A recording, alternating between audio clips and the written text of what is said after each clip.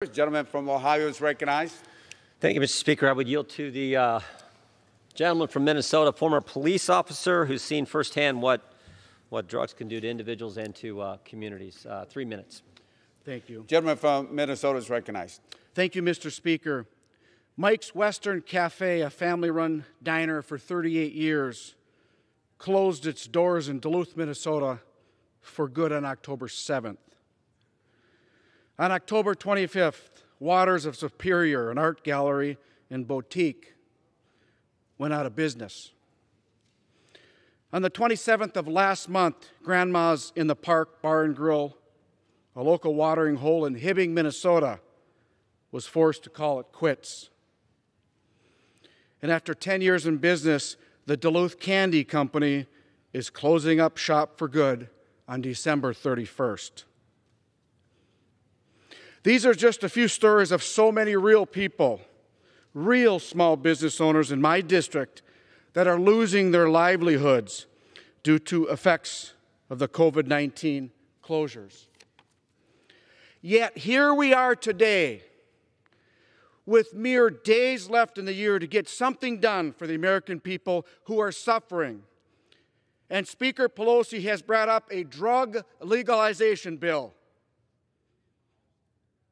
As mom and pop's shop close for good, as families remain uncertain where their next paycheck is coming from, as children struggle to receive their education and child care facilities close, as seniors remain isolated from their families. This is their solution? A drug legalization bill? My friends on the other side of the aisle like to point out that they have passed the HEROES Act, so they claim they have done their part. The HEROES Act was filled with so many partisan wish list items that it was embarrassing.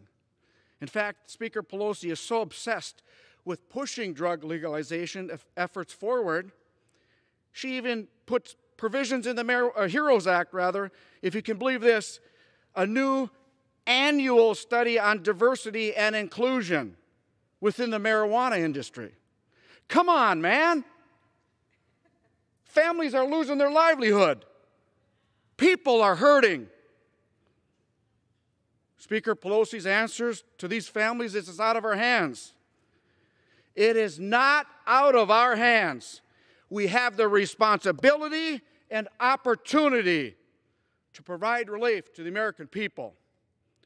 We have the power to do better and work harder and be better than this. It is time we think about the real needs of our constituents and get back to work on legislation that matters. Our priority should not be legalizing drugs or banning tigers. It must be bipartisan, targeted COVID-19 relief, and I yield back. Gentleman yields back. Gentleman from Ohio reserves.